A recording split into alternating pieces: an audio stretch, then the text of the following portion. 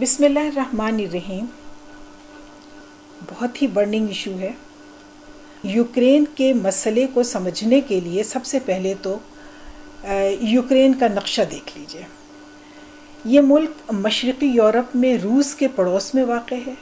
روس کے بعد رقبے کے اعتبار سے دوسرا بڑا ملک ہے. اس کے شمال میں دیکھیے بیلاروس ہے.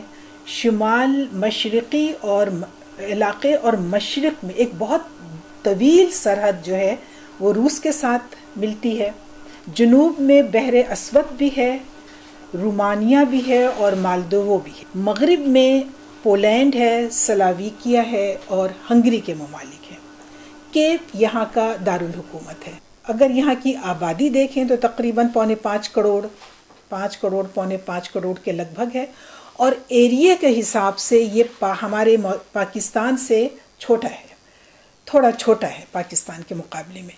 مذہب آپ دیکھیں اگر یہاں پر تو مذہبی اعتبار سے یہاں پر خاصی ڈائیورسٹی ہے، اور اکثریت جو ہے وہ کرسچنز کی ہے. 87% کرسچنز ہیں یہاں پر. اب ان میں مختلف چرچز کے لوگ ہیں، گریک چرچ کے بھی ہیں، آرتھوڈاکس چرچ کے بھی ہیں، پروٹسٹنٹ بھی ہیں. بہرحال 87% عیسائی ہیں. 11% لوگ جو ہیں انہوں نے مردم شماری میں، جو کہ 2018 میں ہوئی تھی، انہوں نے مردم شماری میں اپنے مذہب کا خانہ خالی رکھا تھا. تو اس کا مطلب یہ ہے کہ 11% لوگ وہ ہیں جو ایتھیسٹ ہیں یا لامذہب ہیں. اس کے علاوہ تھوڑی تھوڑی آبادی مسلمانوں کی، یہودیوں کی، ہندوؤں کی اور بدھوں کی ہے. بہت ہی تھوڑی، 0 point something. یہاں جو زبان بولی جاتی ہے، ملک ملٹی لنگول ہے اور کئی زبانیں بولی جاتی ہیں. اکثریتی زبان یوکرینی ہے. اس کے بعد دوسرے نمبر پہ جو سب سے زیادہ سمجھی جانے والی زبان ہے وہ رشین ہے. اس کے علاوہ بہت سی زبانیں بولی جاتی ہیں. اسپینش ہے، اٹیلین ہے، جرمن ہے، عربی ہے، انگلش ہے. یہ ساری زبانیں بھی بولی جاتی ہیں. زبان کے اعتبار سے اگر آپ دیکھیں تو یوکرینین لینگویج جو ہے وہ رشین لینگویج کے بہت قریب ہے، لیکن جو سیاسی تقسیم یہاں ہو گئی ہے اس کی وجہ سے زبان میں بھی تقسیم آ گئی ہے. اب روس اور یوکرین کا جو حالیہ کانفلکٹ ہے اس کو اچھی طریقے سے سمجھنے کے لیے ہمیں پہلی جنگ عظیم تک جانا پڑے گا. جب پہلی جنگ عظیم شروع ہوئی 1914 میں، تو اس وقت کے سپر پاورز جو تھیں وہ برطانیہ، فرانس اور ایک حد تک روس بھی تھا. لیکن اس کے بعد ہوا یہ کہ جب 1919 میں پہلی جنگ عظیم ختم ہو رہی تھی تو 2 بڑی امپائرز دنیا کے نقشے سے غائب ہو چکی تھیں. ایک رشین امپائر، دوسری آٹومن امپائر. آٹومن امپائر کو تو جنگ نے ختم کر دیا، پہلی جنگ عظیم نے ختم کر دیا، اور رشین امپائر کو اندر سے اٹھنے والے کمیونسٹ ریولوشن، جس کو ہم بالشوک ریولوشن بھی کہہ سکتے ہیں، اس نے ختم کر دیا. 1917 میں جب بالشوک ریولوشن آیا اور زار روس کی حکومت ختم ہو گئی تو تھوڑے عرصے کے بعد کمیونسٹ پارٹی کی حکومت شروع ہوئی، اور وہ ممالک جو روسی سلطنت میں شامل تھے وہاں ایک نراج کی کیفیت پیدا ہو گئی، اور یوکرین بھی انہی ممالک میں شامل تھا. ان میں سے کئی ممالک نے اپنی آزادی کا اعلان کر دیا. یوکرین نے بھی یوکرینین پیپلز ریپبلک کے قیام کا اعلان کر دیا 1917 میں، جون 1917 میں. لیکن اس کو آزادی کے یہ لمحات کم نصیب ہوئے، اور 1.5-2 سال کے اندر ہی کمیونسٹ پارٹی کی جو ریڈ آرمی تھی اس نے یوکرین کا ایک کنٹرول سنبھال لیا. اور اس طریقے سے یہ جو کمیونسٹ ریولوشن یعنی ریڈ آرمی نے جو یوکرین کو کنٹرول کیا، اس میں یوکرینینز بھی شامل تھے. یعنی یوکرین کے اندر جو کمیونسٹ تھے یا جو بالشوک ریولوشن کے حامی تھے انہوں نے ریڈ آرمی کو ویلکم کیا، اور اس طریقے سے سوویت یونین کا حصہ بن گیا یوکرین، اور یہ ہو گیا یوکرینین SSR. یہ جو SSR ہے یہ سوویت سوشلسٹ ریپبلک کے لیے استعمال ہوتا ہے. جتنے ممالک سوویت یونین میں شامل ہوئے ان کے سب کے نام کے ساتھ SSR لگتا ہے.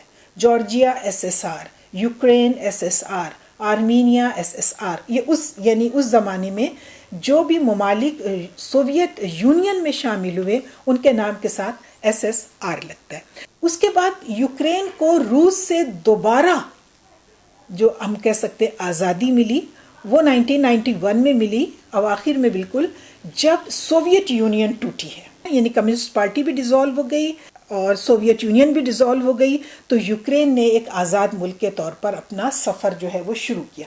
اب ہم اس مسئلے کو یہیں چھوڑتے ہیں، یعنی یوکرین کو ابھی فی الحال ہم یہیں چھوڑتے ہیں۔ اب ہم اپنی توجہ ان دو بڑی طاقتوں کی طرف مبذول کریں گے جہاں سے اس ایشو نے جنم لیا۔ دیکھیے، ہم سب سے پہلے امریکہ کو لیتے ہیں۔ 20ویں صدی کے آغاز میں، یعنی پہلی جنگ عظیم جب شروع ہو رہی تھی یا شروع ہو رہی تھی، اس وقت امریکہ کے لیے 3 زون بہت زیادہ اہم تھے۔ 3 منطقے دنیا کے نقشے میں جو ہیں وہ بہت زیادہ امریکہ کے لیے امپورٹنس رکھتے تھے۔ Number 1 Europe, number 2 north east Asia, اور نمبر 3 پرشین گلف۔ یورپ اس وجہ سے اہمیت رکھتا تھا کیونکہ یورپ کے ممالک اس وقت سپر پاور تھے، کم سے کم 2 ممالک تو سپر پاور تھے، فرانس اور برطانیہ، لہٰذا اور باقی یورپی ممالک میں آنے والے وقتوں میں بڑی اسٹرینتھ نظر آ رہی تھی امریکہ کو، لہٰذا اس نے اپنی توجہ ایک تو یورپ کی طرف رکھی، دوسرا اس نے نارتھ ایسٹرن ایشیا، شمال مشرقی ایشیا میں اس نے اپنی توجہ رکھی، اور اس میں آتا ہے روس کا مشرقی حصہ، پھر ہے چین، پھر ہے جاپان اور تائیوان وغیرہ، اور تیسری توجہ کا مرکز امریکہ کا تھا پرشین گلف، تیل کی وجہ سے۔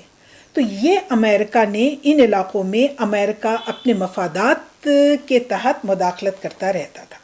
دوسری جنگ عظیم کے بعد 2 بڑی طاقتیں ہمارے سامنے آتی ہیں، ایک USSR اور دوسرا USA، یعنی ایک طرف روس تھا اور دوسری طرف امریکہ تھا۔ یہ سیکنڈ ورلڈ وار کے بعد 2 سپر پاورز تھیں، اور اس زمانے کی دنیا کے لیے جو اصطلاح استعمال ہوتی ہے وہ اصطلاح ہے بائی پولر ورلڈ، یعنی دنیا بائی پولر ہو گئی تھی، یعنی دنیا میں اس وقت طاقت کے اور قوت کے 2 مراکز تھے، اور وہ 2 مراکز کیا تھے؟ امریکہ اور روس۔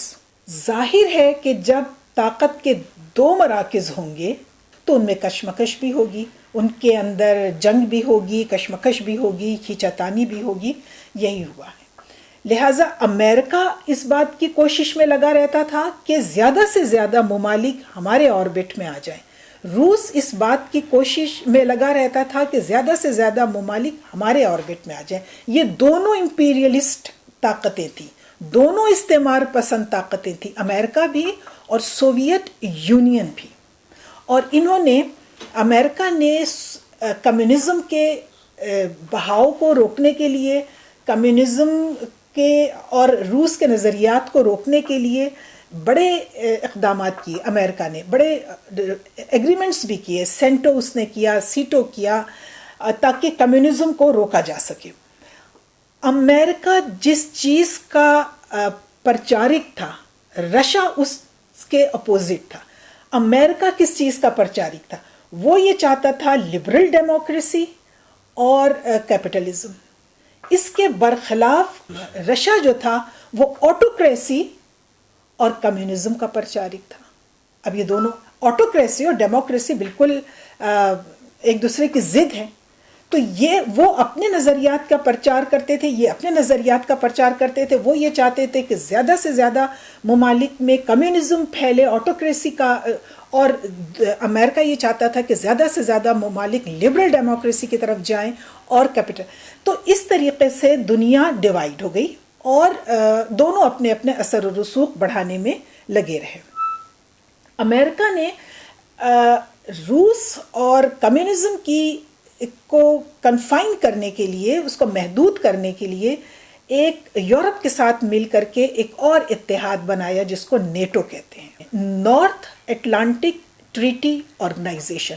ابتدا اس کی ہوئی ہے 4 اپریل 1949 کو یہ ایک ایگریمنٹ کے تحت یہ بلاک قائم ہوا ہے، جس میں شروع میں تو امریکہ اور چند ممالک تھے، لیکن پھر اس کا ایکسپینشن ہوتا ہے، اور اس کا ایکسپینشن ہوتا ہے اور اس میں نئے نئے یورپی ممالک کو شامل کیا جانے لگا، اور اب آج صورتحال یہ ہے امریکہ کے ساتھ 28 یورپی ممالک جو ہیں وہ اس نیٹو کے ممبر ہیں۔ اچھا،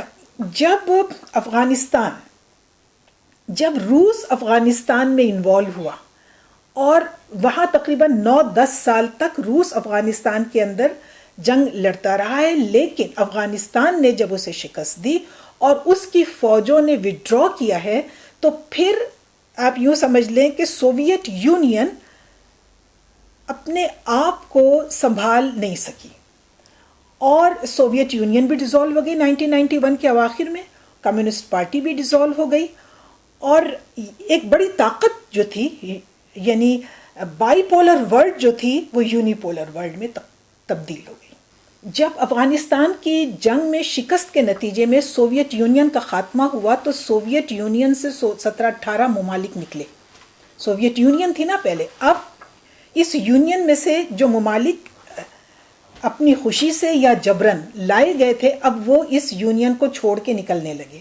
اسی میں یہ جو ازبکستان ہے، قزاقستان ہے، تاجکستان ہے، یہ سارے مسلم ممالک بھی، 7 مسلم ممالک بھی نکلے، اس کے علاوہ عیسائی اور دیگر ممالک نکلے، جس کے اندر جارجیا بھی ہے اور آرمینیا بھی ہے اور یوکرین بھی ہے۔ یوکرین اس وقت دوبارہ اس نے یوں سمجھ لیجئے کہ روس کے غلبے سے دوبارہ سے اس نے نجات پائی۔ اچھا، اب روس بطور ایک سپر پاور کے ٹوٹ گیا، ختم ہو گیا، دنیا یونی پولر ہو گئی، کولڈ وار کا زمانہ ختم ہو گیا، اب دنیا میں طاقت کا ایک ہی مرکز اور ایک ہی محور رہ گیا، اور وہ تھا USA، یعنی امریکہ۔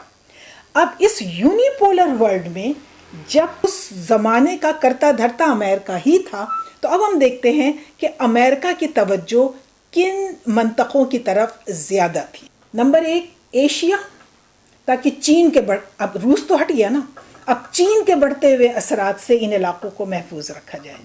دوسرا منطقہ جہاں اس کی توجہ تھی، پرشین گلف، اور وہ تو تیل کی وجہ سے۔ اور تیسرا اس کی جو توجہ کا مرکز تھا وہ یورپ اور نیٹو، EU یعنی یورپی یونین اور نیٹو کو اس نے۔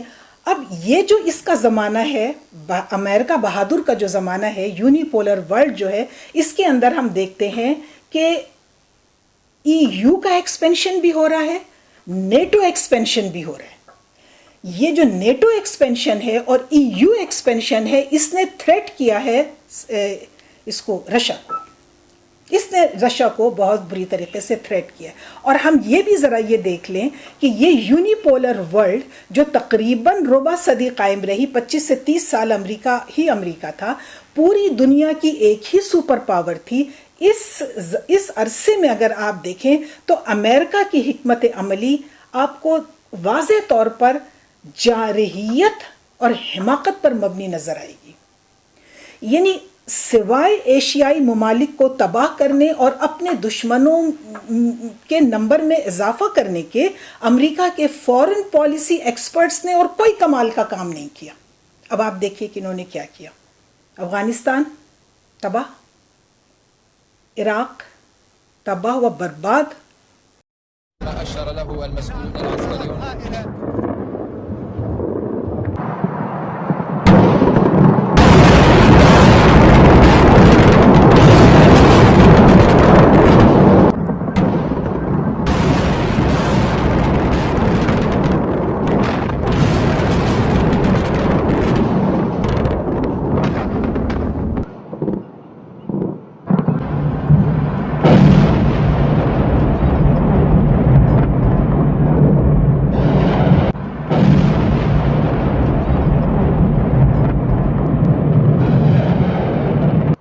لیبیا برباد، ایران سینکشنز لگا کے اس کو کمزور کیا، ISI کو کریٹ کیا، داعش IS اس کو کریٹ کیا، جس نے کہ مشرق وسطی کے اندر خون اور آگ کی ہولی کھیلی۔ یہ 25 سال کے اندر امریکہ کا کردار ہے. دوسری طرف امریکہ نے یورپ کو اپنے بہت قریب رکھا. نیٹو کے ذریعے بالکل یہ لوگ متحد ہو گئے اور امریکہ نے نیٹو ایکسپینشن شروع کر دیا. EU ایکسپینشن، نیٹو ایکسپینشن، یہ امریکہ کی بہت بڑی پالیسی تھی کہ رشیا کو، چائنا کو اور ان سب ممالک کو انکاؤنٹر کرنے کے لیے اس کا سب سے طاقتور بلاک جو تھا وہ نیٹو تھا. نیٹو ایک ملٹری الائنس ہے، اس بات کو ذہن میں رکھیے گا، یہ ایک ملٹری الائنس ہے، اس کے معنی دوسرے ہوتے ہیں. ذرا دیکھیے کہ امریکہ کی ایما پر EU ایکسپینشن یا نیٹو ایکسپینشن کس طریقے سے ہو رہا ہے. 2 سالوں میں بڑی ویو آئی. 1999 میں نیٹو کا ممبر بنے ہیں پولینڈ، چیک ریپبلک، ہنگری، یہ نیٹو میں شامل ہو گئے. اور آپ ذرا نقشے میں دوبارہ دیکھ لیجئے کہ یہ پولینڈ اور ہنگری وغیرہ کہاں ہیں. یہ تو بالکل یوکرین سے لگ رہے ہیں. اور 2004 میں ایک اور ویو آئی اور اس میں مزید نیٹو ایکسپینڈ ہوا ہے. اور اس وقت بالٹک جو ریاستیں تھیں، مثال کے طور پر لتھوانیا ہے، استونیا ہے، رومانیہ ہے، بلغاریہ ہے، یہ سب نیٹو کے ممبر بن گئے. اب آپ غور کریں کہ یوکرین کے جو جنوب میں اور مغرب میں علاقے ہیں، یہ سب کے سب یہاں تک نیٹو آ گیا. اب نیٹو کنٹریز اور رشیا کے درمیان صرف یوکرین رہ گیا. یوکرین اس وقت بچ سکتا تھا اگر یہ نیوٹرل رہتا، اگر یہ کسی نہ کسی طریقے سے اپنی نیوٹرل حیثیت کو برقرار رکھ لیتا تو نہ روس تشویش میں مبتلا ہوتا اور نہ نیٹو ایکسپینشن جو ہے وہ روس کے لیے خطرے کی گھنٹی ثابت ہوتا. جب یہ ممالک جو بالکل روس کے قریب آ رہے ہیں، ایسٹرن یورپ کے یہ ممالک جب نیٹو ممبر بن رہے ہیں تو ہر ملک کے ممبر بننے کے ساتھ روس کی تشویش اور روس کی پریشانی بڑھتی چلی گئی. نیٹو سمٹ 3 اپریل 2008 میں ہوئی جو بوکریسٹ سمٹ کہلاتی ہے. دیکھیے اس کے اندر جو لمبی چوڑی قرارداد پاس ہوئی اس میں ایک شق کیا تھی، میں آپ کے سامنے رکھتی ہوں وہ شق. NATO welcomes Ukraine and Georgia's Euro Atlantic aspiration for membership in NATO. We agreed today that these countries will become members of NATO. اس سمٹ کے اندر جرمنی نے اور فرانس نے اس قرارداد کو پاس کرنے میں مخالفت کی تھی. جرمنی کی تھی اینجلا مارکل اور انہوں نے کہا تھا کہ یہ بڑے مطلب اس سے مسائل پیدا ہو جائیں گے، پریشانیوں میں اضافہ ہو جائے گا. فرانس بھی اس کے فیور میں نہیں تھا، لیکن امریکہ کے دباؤ پر سمٹ نے یہ قرارداد منظور کر لی. اب آپ بتائیے کہ نیٹو کا ایکسپینشن اتنا ہو گیا کہ اب یوکرین اور جارجیا بھی گئے اور گویا کہ نیٹو کنٹریز اور رشیا کی سرحدیں مل جائیں گی اگر یہ ممبر بن گئے. جارجیا اور یوکرین اگر ممبر بن گئے تو روس کے ساتھ ان کی سرحد مل جائیں گی. بدترین دشمنوں کی سرحدیں مل جائیں گی. یہ تھا اپنے یعنی یونی پولر ورلڈ میں امریکہ کا کردار. ایشیائی ممالک کو تباہ کرنا، IS کو کریٹ کرنا، plus NATO expansion, EU expansion اسی کے ایما پر، یہاں تک کہ وہ ٹکرا جائیں رشیا کے بارڈر سے. موجودہ جو یوکرین اور رشیا کانفلکٹ ہے اس کا ڈیپ کاز یہی ہے کہ یوکرینین جو ہیں، یعنی آپ یوں سمجھ لیں یوکرین کے لوگ جو ہیں وہ بھی ڈیوائیڈڈ ہیں. ویسٹرن پارٹ یوکرین کے جو ویسٹرن پارٹ میں لوگ ہیں وہ نیٹو میں ملنا چاہتے ہیں، وہ نیٹو کے ساتھ جانا چاہتے ہیں، وہ ای یو میں شامل ہونا چاہتے ہیں، جبکہ ایسٹرن پارٹ جو کہ جغرافیائی طور پر روس سے لگ رہا ہے وہ پرو رشین ہے، اور وہ لوگ رشیا کے ساتھ اپنا تعلقات کو بہتر بنانا چاہتے ہیں۔ بوکرسٹ سمٹ کے نتیجے میں روس کا شدید رد عمل سامنے آیا۔ روسی وزیر خارجہ نے اس وقت 2008 میں جس وقت یہ سمٹ ہوئی تھی، روسی وزیر خارجہ نے کہا کہ ایسا کرنا خطرناک ہوگا اور اگر ہم نے ضروری سمجھا تو ہم فوجی کارروائی کریں گے۔ یہ اس وقت دھمکی دی تھی رشین فورن منسٹر نے، اور پیوٹن نے بھی یہ کہا تھا کہ جارجیا اور یوکرین کو نیٹو کا حصہ بنانا ہمارے لیے ڈائریکٹ تھریٹ ہے۔ اس کے بعد یوکرین کو اپنے آربٹ میں لانے کے لیے، پلیز کرنے کے لیے ای یو نے بھی اور امریکہ نے بھی ان کو اسلحہ وغیرہ دینا شروع کیا، اور ساتھ ہی ساتھ امریکہ کی جو خفیہ ایجنسیز تھیں انہوں نے یوکرین کے اندر یوکرین کے عوام کی مائنڈ سیٹ چینج کرنے کے لیے اور ان کو ای یو کی طرف لانے کے لیے انہوں نے این جی اوز قائم کی، رقوم تقسیم کی اور لوگوں کو استعمال کیا، ان کا ذہن بنایا کہ وہ ای یو کو ایکسیپٹ کریں، کہ وہ نیٹو کی طرفداری کریں۔ یہ چیز بنتی گئی، بڑھتی گئی اور پکتی گئی، یہاں تک کہ اورنج ریولوشن آ گیا ملک کے اندر۔ یعنی یوکرین کے اندر جو 2014 کا انقلاب آیا ہے اس کو اورنج ریولوشن کہتے ہیں۔ اس کے پیچھے امریکہ تھا، اس کے پیچھے 100% امریکہ اور ای یو تھے۔ اس طرح سے 22 فروری 1914 کو جو اورنج ریولوشن آیا ہے یوکرین کے اندر، امریکہ کی سازشوں کی وجہ سے اور ای یو کی بیکنگ کی وجہ سے، اس کے نتیجے میں جو پریزیڈنٹ تھے وہاں کے ینوکووچ کا تختہ الٹ گیا، جو کہ پرو رشین تھے۔ 21 نومبر 2013 کو انہوں نے ای یو میں شمولیت سے انکار کر دیا۔ اچھا، اس پر امریکہ نے ان کو سبق پڑھانا چاہا اور ایک انقلاب اندر ہی اندر پکنا شروع ہو گیا۔ امریکہ نے ان کا پتہ صاف کرنے کے لیے ملک میں مظاہرے شروع کروا دیے۔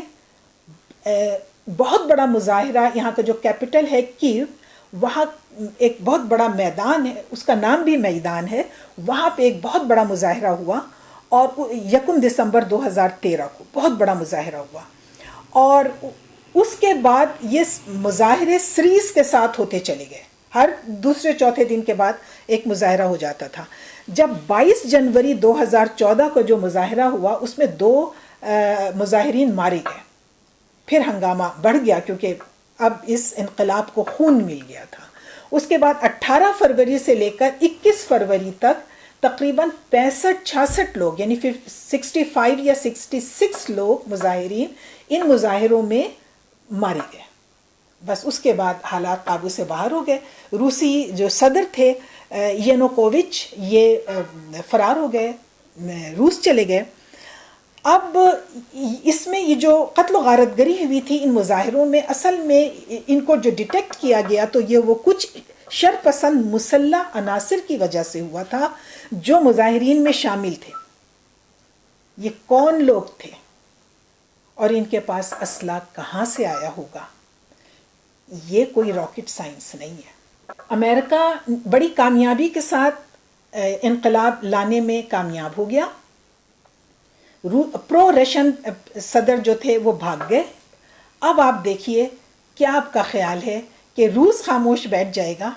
جی نہیں، روس نے اس کے اوپر بڑا سخت رد عمل دیا، اور اس نے کچھ ایسی ریاستوں کا اپنے ساتھ الحاق کرنا شروع کر دیا جہاں پر پرو رشین ایلیمنٹ بہت زیادہ تھا۔ مثال کے طور پر کرائمیا، آپ نقشے میں دیکھیے، یہ جنوب میں بلیک سی کے ساتھ کرائمیا ہے۔ 27 فروری 2014 کو کرائمیا کی فوج کے روس نواز دستوں نے کرائمیا کی چیک پوسٹوں کے اوپر اور ملک کے دیگر اہم مقامات کے اوپر قبضہ کر لیا۔ لیکن دیکھیے، اس بات کی وضاحت ضروری ہے کہ رشیا نے انویڈ نہیں کیا تھا۔ رشین آرمی نے انویڈ نہیں کیا تھا کرائمیا کو، بلکہ کرائمیا کے اندر جو فوج تھی اور اس کا جو پرو رشین ایلیمنٹ تھا وہ روس کے کہنے پر وہ موبلائز ہوئے اور انہوں نے اپنے علاقے پر قبضہ اپنے ہی علاقے کی چیک پوسٹوں پر اہم علاقوں پہ قبضہ کر لیا۔ اس کے بعد کرائمیا کی جو پارلیمنٹ تھی اس نے بھی الحاق کا فیصلہ کر لیا روس کے ساتھ، اور پھر ایک ریفرنڈم کرایا گیا اور 16 مارچ کو ریفرنڈم کے ذریعے اس بات کی تصدیق کر دی گئی کہ کرائمیا جو ہے وہ روس کے ساتھ ہے۔ اسی طریقے سے 2-3 اور جنوبی ریاستوں کے ساتھ روس نے کیا۔ یہ روس کا رد عمل تھا اس وجہ سے کہ امریکہ نے یوکرین کے اندر ایک بغاوت برپا کر دی تھی۔ جب یہ روسی رد عمل سامنے آیا تو مغربی میڈیا میں ہنگامہ مچ گیا۔ اب آپ دیکھیں مغربی میڈیا نے ایک پروپیگنڈا وار شروع کر دی۔ پیوٹن کریزی ہے، پیوٹن جو ہے وہ irrational ہے، وہ گریٹر رشیا بنانا چاہتا ہے، وہ ہٹلر کے راستے پر چل رہا ہے، رشیا جو ہے یہ رشین جو ہیں یہ بیڈ گائز ہیں اور ہم لوگ جو ہیں وہ گڈ گائز ہیں، اور اس طرح کی ایک میڈیا وار جو ہے پیوٹن کے خلاف پوری دنیا میں اس وقت بھی شروع ہو گئی تھی، آج تو اپنے عروج پر ہے۔ اس کے بعد جو صدر بنے تھے یوکرین کے وہ ولیدیمیر زیلنسکی ہیں، اور یہ بہت زیادہ ظاہر ہے کہ امریکہ کے لائے ہوئے ہیں تو پرو امریکن ہیں، پرو نیٹو ہیں، اور EU میں شریک ہونے کے سخت خواہش مند ہیں۔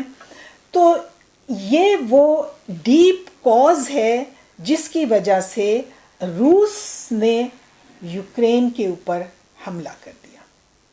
یعنی مغربی میڈیا یہ کہہ رہے ہیں نا کہ یہ بغیر کسی پرووکیشن کے انہوں نے حملہ کیا ہے۔ پرووک کرنا پھر اور کس کو کہتے ہیں؟ آپ ایک ملک کے اندر آ کر اور اس کے اندر آپ انقلاب لے آتے ہیں، اس کے اندر وہاں کے لوگوں کو آپ ایک انقلاب کے ذریعے وہاں کے صدر کو آپ ہٹا دیتے ہیں، اپنی مرضی کی حکومت لے آتے ہیں، پھر آپ کہتے ہیں کہ روس جو کچھ کر رہا ہے وہ بغیر کسی وجہ کے یہ جارحیت کا۔ جب روس نے یوکرین کے اوپر حملہ کیا تو فل اسکیل اٹیک تھا وہ، یعنی وہ پورے ملک میں وہ حملہ ہوا۔ ابتدائی پہلی دوسرے دن کی آپ تصویریں دیکھیں، انہوں نے سارے ملٹری بیسز کے اوپر اور پاور پوائنٹس کے اوپر انہوں نے حملے کیے، حالانکہ کولیٹرل ڈیمیجز بھی ہوئے ہیں، شہری علاقوں پر بھی حملے ہوئے ہیں۔ تو یہ ایک آج اس جنگ کو دیکھیے آپ، 24 فروری کو حملہ کیا ہے روس نے، اور آج 4 مارچ یعنی 9 دن ہو گئے ہیں اور یہ جنگ اپنے فل اسکیل پر جاری ہے۔ امریکہ یا نیٹو نے فوجی امداد نہیں دی ہے ابھی تک یوکرین کو، اور یوکرین جو اس سے مدد مانگ رہا ہے تو ان کا موقف یہ ہے کہ اگر آپ نیٹو ممبر ہوتے تو ہم پابند ہوتے آپ کو ملٹری الائنس فراہم کرنے کے، کیونکہ نیٹو ایک ملٹری الائنس ہے، تو ہم آپ کی اس وقت مدد کرتے اگر آپ نیٹو کے ممبر ہوتے۔ ابھی آج کل 1-2 دن پہلے یہ جو زیلنسکی ہیں انہوں نے نیٹو کے اندر ممبرشپ کے لیے اپلائی کیا ہے، لیکن ظاہر ہے کہ اس قسم کے کام 1-2 دن میں تو ہوتے نہیں ہیں، لہٰذا ابھی فی الحال ان کی ممبرشپ نہیں ہوئی ہے نیٹو میں۔ لیکن اگر یہ چیز ہو جاتی ہے تو اور خوفناک بات ہو جاتی ہے۔ دیکھیے امریکہ کے اندر اور دنیا میں بلکہ زیادہ تر لوگ یہی سمجھتے تھے کہ جو کچھ بھی ہو رہا ہے غلط ہو رہا ہے، لیکن جنگ نہیں ہوگی، کیونکہ اگر جنگ ہو گئی تو پھر کیا ہوگا؟ یعنی اگر روس نے حملہ کر دیا اور اس نے یوکرین کے اوپر قبضہ کر لیا تو پھر یہ دونوں سامنے آ گئے، نیٹو کنٹریز اور رشیا۔ یوکرین اگر فتح کر لیتا ہے تو بالکل ان کی سرحدیں مل جائیں گی۔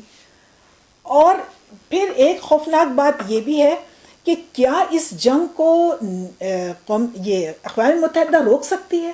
وہ نہیں روک سکے گی۔ اس کی وجہ یہ ہے کہ ایک قرارداد اگر ایسی آئی جو روس کو پسند نہیں ہے تو روس ویٹو کر دے گا، اور اگر ایسی قرارداد آئی جو امریکہ کو پسند نہیں تو امریکہ ویٹو کر دے گا۔ تو پھر یہ اقوام متحدہ کے ہاتھ سے میں تو یہ گیم نہیں رہا. صرف یہ جنگ اس صورت میں بند ہو سکتی ٹیبل ٹاک. یہ بھی ہوا ہے، بیلاروس کے پریزیڈنٹ کی کوششوں سے چند دن پہلے ان کی ایک ملاقات ہوئی ہے، مگر وہ گفتگو کسی جوائنٹ ریزولوشن پر ختم نہیں ہوئی، بس ایسے ہی ایک ملاقات ہوئی تھی. لیکن اگر اس ملاقات کے سلسلے کو جاری رکھا جائے تو شاید کوئی نتیجہ نکل آئے. لیکن زیلنسکی جو ہیں وہ بہت زیادہ اپنا انٹینشن جو ہے وہ ای یو کی طرف اور اپنا ویٹ جو ہے وہ نیٹو کی طرف ڈال رہے ہیں، اور یہ چیز رشیا کے لیے بالکل قابل برداشت نہیں ہے. اگر ایسا ہوتا رہا تو پھر ٹیبل ٹاک بھی آپ کو مطلب اس کو بھی رول آؤٹ کرنا پڑے گا. یہ جو مذاکرات ہیں انہیں بھی آپ کو رول آؤٹ کرنا پڑے گا. پھر ہوگا کیا؟ ادھر سے روس نے بھی دھمکی دی ہے اس بات کی کہ ہم اپنی پاور استعمال کر سکتے ہیں، یہ جو نیوکلیر پاور ہے. اور آج امریکہ نے بھی اپنے نیوکلیر انسٹالیشنز کو الرٹ کرنے پر الرٹ کر دیا ہے. تو مطلب دنیا کس طرف جا رہی ہے؟ دنیا کیا نیوکلیر وار کی طرف جا رہی ہے؟ یہ ایک بہت حیران کن اور بہت نہ سمجھ میں آنے والا اور مطلب ناقابل یقین صورتحال کی طرف جو ہے دنیا بڑھ رہی ہے. یورپی یونین نے یعنی کینیڈا، امریکہ اور یورپی یونین نے بہت خطرناک سینکشنز لگائے ہیں روس کے اوپر. روس کی جگہ کوئی اور ملک ہوتا تو گھٹنے ٹیک چکا ہوتا. ان کے سارے اثاثے باہر کے ملکوں کے اندر فریز کر دیے گئے ہیں. ان کے اپنی فضائی حدود ان لوگوں نے رشین پلینز ہوائی جہازوں کے لیے بند کر دی ہیں. رشین بہت بری طریقے سے اس کو اکنامکلی ڈپریشن میں ڈال رہی ہے. پورا یورپی یونین اور ان کے ساتھ امریکہ ہے اور ان کے ساتھ کینیڈا ہے. ابھی تک روس نے کسی کمزوری کا مظاہرہ نہیں کیا ہے، لیکن دیکھیے اگر کمزوری کا مظاہرہ نہیں ہو رہا ہے کسی بھی طرف سے تو بھی مسئلہ ہے، کیونکہ اس کا مطلب یہ ہے کہ دونوں ضد میں اور دونوں اپنی اکڑ میں نہیں معلوم کہ کس قسم کے فیصلے کریں گے اور انسانیت کس قسم کے ایک خوفناک گھڑے میں گرنے والی ہے. روسی حملے سے اگر آپ دیکھیں یوکرین بڑی حد تک تباہ ہو چکا ہے. یہاں سے لاکھوں لوگ، ہزاروں نہیں لاکھوں لوگ جو قریب کے ممالک ہیں جیسے پولینڈ ہے، ہنگری ہے، رومانیہ وغیرہ ہیں، وہاں پر یہ پناہ لینے کے لیے اور مہاجرین بن کر کے وہاں یہ جا رہے ہیں. شدید سردی کا موسم ہے. اگر آپ ویڈیوز وغیرہ دیکھتے ہوں گے تو آپ نے دیکھا ہوگا شدید برف باری ہو رہی ہے ان علاقوں میں اور ٹمپریچر -10 تک بھی پہنچ گیا. پتہ نہیں کتنے لوگ مر چکے ہیں، اس کے بارے میں صحیح اعداد و شمار نہیں آ پا رہے ہیں. کون کیا کرے گا یہ ایک بہت بڑا سوال ہے. دیکھیے جب بڑے ہی جنگ میں کود پڑیں تو پھر کون امن لانے کی ضمانت دے سکتا ہے؟ اگر چھوٹے ممالک جنگ لڑ رہے ہیں تو کوئی ایک بڑا ان کے اوپر انہیں الگ کر سکتا ہے، ان کی جنگ کو ختم. اب دو بڑے جائنٹس جو ہیں وہ خود جنگ میں کودے ہوئے ہیں اور یورپی یونین جنگ میں کودا ہوا ہے، اور تو ایسے میں کون ثالث کا کردار ادا کرے گا؟ یہ ایک پریشان کن بات ہے. اور اس میں زیلنسکی کا جو موجودہ کام جو وہ کر رہے ہیں وہ اور زیادہ آگ بھڑکانے والی بات کر رہے ہیں. زیلنسکی کو یہ بات سوچنی چاہیے کہ اس کی پوزیشن بہت نازک ہے اور وہ اگر نیوٹرل رہ سکتا تھا تو ہی مسئلہ حل ہو سکتا تھا. اس کا یورپی یونین میں بھی جانا بھی اتنا ٹھیک نہیں اور اس کا روس کی طرف جانا بھی اتنا ٹھیک. اسے نیوٹرل ہی زون رہنا چاہیے تھا، جو کہ بدقسمتی سے نہیں رہ سکا. اب دیکھیے کہ اس گنبد نیلوفری سے کیا اچھلتا ہے. بہت بہت شکریہ.